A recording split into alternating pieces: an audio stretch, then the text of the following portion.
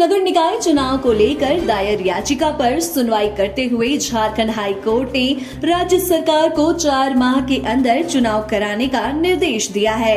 बता दें कि आज 16 जनवरी को इस मामले की झारखंड हाई कोर्ट में सुनवाई हुई। इस दौरान कोर्ट के आदेश पर राज्य के मुख्य सचिव भी सुनवाई के दौरान मौजूद रहे।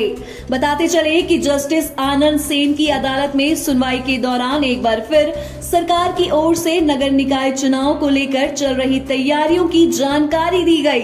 सरकार ने कोर्ट को ओबीसी आरक्षण को लेकर चल रहे ट्रिपल टेस्ट की अद्यतन स्थिति की जानकारी भी दी। पार्थी रोशनी खलको व अन्य की ओर से दायर याचिका पर सुनवाई करते हुए कोर्ट ने सख्त निर्देश देते हुए 4 माह के अंदर प्रक्रिया शुरू करने को कहा है।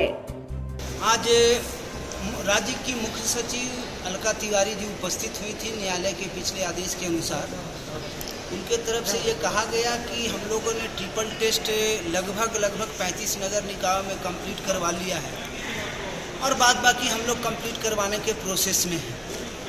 चूँकि 4 जनवरी 2024 को जो माननीय न्यायालय ने जो आदेश पारित किया था उसके अनुसार संविधान के प्रावधान और जो सर्वोच्च न्यायालय के जो जजमेंट था सुरेश महाजन वर्सेस स्टेट ऑफ एमपी में, उसमें ये कहा गया है कि ट्रिपल टेस्ट करवाएं या ना करवाएं ये आपका विषय है।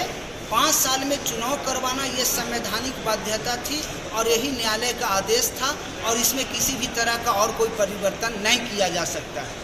कोर्ट ने कहा कि हमें आदेश का अनुपालन से मतलब है, अनुपालन करना है और संवैधानिक दायित्वों का आप निर्वहन जो करने में विफल रहे हैं उस संवैधानिक दायित्वों का निर्वहन आप न्यायालय के आदेश पर तो कम से कम कीजिए और न करना ये न्यायालय के आदेश का अवमानना होगा।